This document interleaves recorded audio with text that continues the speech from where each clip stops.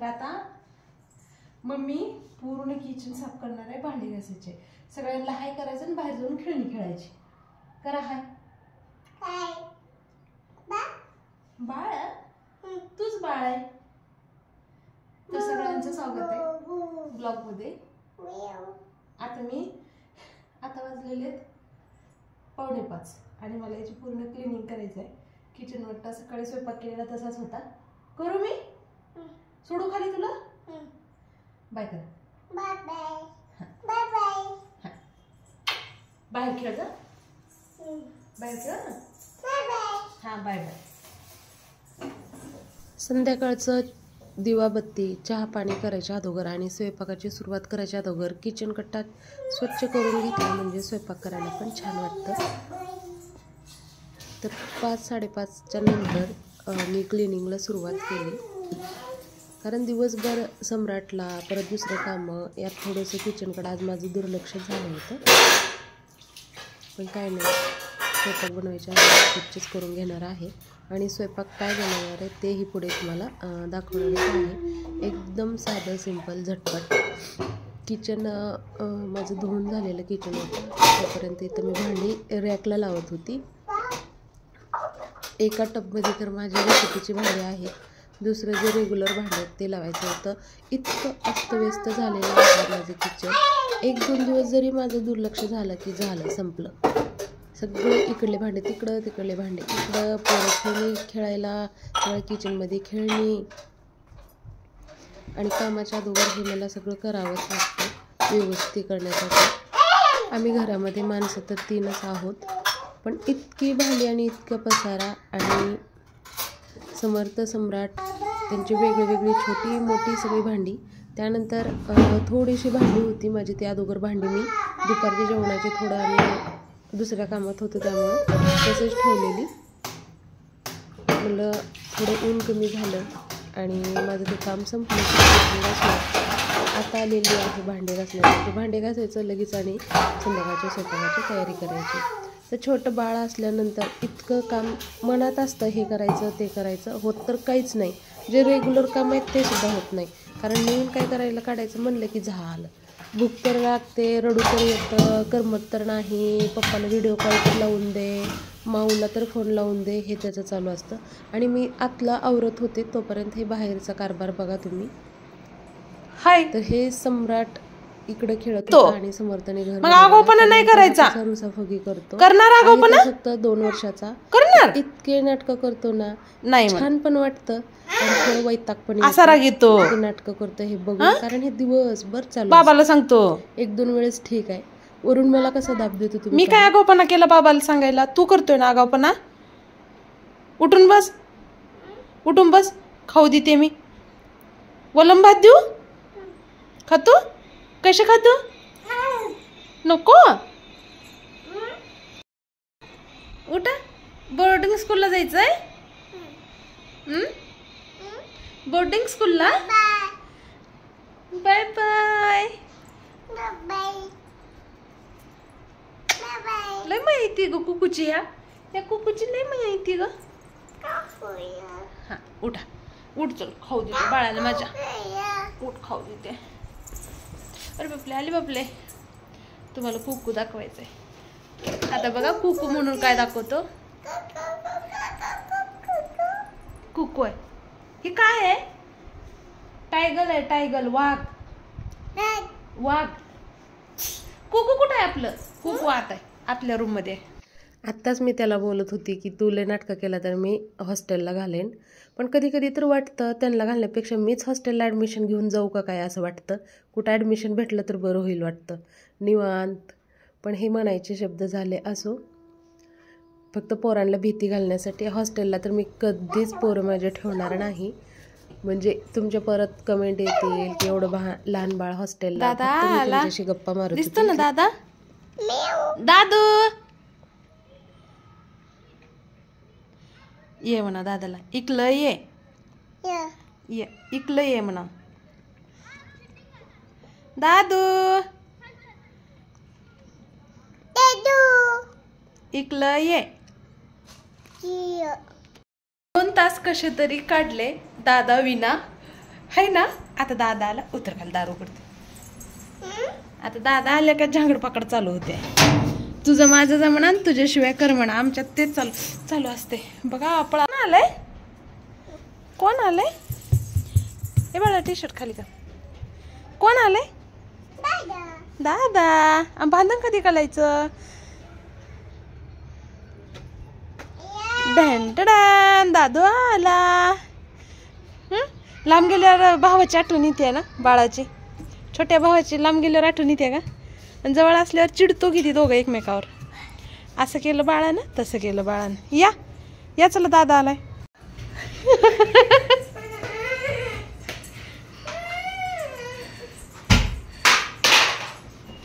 काय झालं सांग. काय झालं सांग. सांगितलं तरच कळल. बाळानं खेडणी मोडली. दादाला सॉरी बोल. सॉरी बोल दादाला. दादाला सॉरी बोल. भांड्याला तसं करायचं नाही बाळा. बघा 1 सेकंदापूर्वीच दोघांचं प्रेम बघितलं होतं का तुम्ही?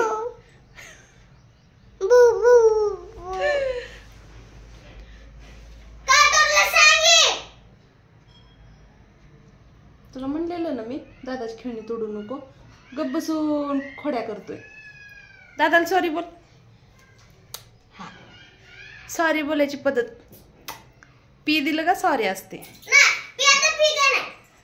छोटा आहे आपलं बाळ, आपलं बाळ छोट आहे. मला एक सांग, बाळ कुणाला पाहिजे होतं? कुठे गेला बाळ? कुणाला पाहिजे होतं? बाळ तुलाच पाहिजे होतं. आई सगळ्याला बाळ आहे, मला बाळ नाही खेळायला म्हणून बाळ आलं. नाही तर बाळ येणार नव्हतं, तो एकटाच राहणार होता. खरं खरं, मी खोटं नाही बोलत बाळा. हा, तुझ्यासाठी बाळ आले. समजून घ्यायचं आपल्या बाळाला. कळत नाही त्याला अजून. जे पप्पाने त्याला अक्कलच दिली नाही. ओ मा,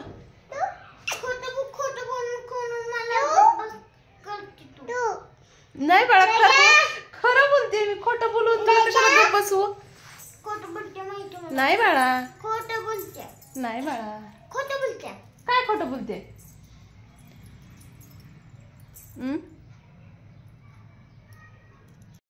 आज माझ्या सगळ्याच कामाला लेट झालेलं. तर कपडेही मी लेट धुतलेले समर्थ स्कूलमधून आल्यानंतर. तर इथे छान असं आता कपडे वाळलेले आहेत, मी घेतले काढून. छान आहे, आवडलं तुला? कायच आहे का? दादाला नको, तू खा. नको म्हणते दादा. दादा तू झोपलं, ट्युशनला खाऊन गेलेलं. तर मी सम्राटला चालते मुगाच्या डाळीचं वरण आणि भात. वरण भात चालते. आणि लहान मुलांसाठी मुगाच्या डाळीचं वरण भात छान असतं. एक म्हण आहे बघा, एकरी नाचायचं ते दुहेरी नाच, 4 पदरी नाच. कसं काम आहे माझं? दुहेरी 3 पदरी नाचायचंच काम असतं. एक झालं की एक झालं की एक. आणि इथं परत आता जे त्यांनी हॉल खराब केला होता, खेळणी सगळी पसरून, तर ते सगळी मी काढून घेतली. लगेचच हातासारखं पुसूनही घेतलं, कारण पोरं इथं खेळतात. आणि आता त्यानंतर करते आपल्या देवाला दिवाबत्ती. आणि फुलं बघा, संध्याकाळी 6-7 वाजेपर्यंत सुद्धा किती छान आहे. मी आले आता स्वयंपाक बनवायला. तर आज मी मसुरीचा भात बनवणार आहे. म्हणजे मसूर खिचडी म्हणा किंवा मसूर पुलाव म्हणा, आपल्या साध्या सिंपल पद्धतीनं. आणि सम्राट इथं पण लुडबुड सम्राटची चालू आहे. तर त्याला मी एकदाच उचलून घेतलं आणि लागले स्वयंपाकाला, कारण त्याला बघायचं असतं आई काय करायचे, काय करत असते. बघा बरणीमध्ये कसं वाकून बघतंय. त्याला खूप असं बोलता येत नाही, पण त्याला असं प्रश्न लय पडतात. लगेच ते असं हावभाव बदलतात. म्हणजे कुठली गोष्ट बघितली, हे काय असेल असं त्याच्या डोक्यात लगे येतं. हे खायचं असतं का, खेळायचं असतं का, असं काहीतरी त्याच्या डोक्यात चालू असतं. त्याला जास्त बोलता येत नाही, त्यामुळे तो विचारत नाही. पण बघतो इतकं मन लावून ना. जिरे मोहरी आणि हे भिजवून घेतलेला मसूर तर पूर्ण न घालता मी थोडासाच घातला, कारण आम्ही तिघांसाठीच. सम्राट तर काय खात नाही, समर्थ ही प्लेटभर आणि माझ्यासाठी थोडासा असा आम्ही भात बनवलेला. त्यानंतर हे वाटण बनवलं होतं, ते वाटण टाकलं लसूण आणि खोबऱ्याचं. तर इथं माझ्याकडून चूक झाली, आधी मसूर टाकली आणि परत कांदा वाटण टाकलं. अगोदर वाटण टाकायला पाहिजे होतं ते. आणि लगेच वरून थोडंसं तळल्यानंतर पाणी टाकलं, हळद, तिखट, मीठ. तर मी काळं मिरचू वापरते खिचडीला. तुम्ही कुठलं वापरता? मला वाटते बऱ्याच ठिकाणी लाल तिखट वापरले जाते वाटतं, आणि हिरवी मिरची ही तुकडे करून टाकतात, पण नाही, मला काळं मिरचूच आवडतं. त्यानंतर मीठ, आणि आता तांदूळ धुवून टाकायचे आणि मस्त असा आपला पुलाव तयार आहे. तर या तुम्ही पण खायला. यावरती थोडंसं तूप टाकलं आणि पोरांना खायला मी दिलं. दोघांनाही खूप आवडला पुलाव भात. कसं झालंय भात, मसूर भात? सम्राट कसं झालंय? छान झालंय? आवडलं?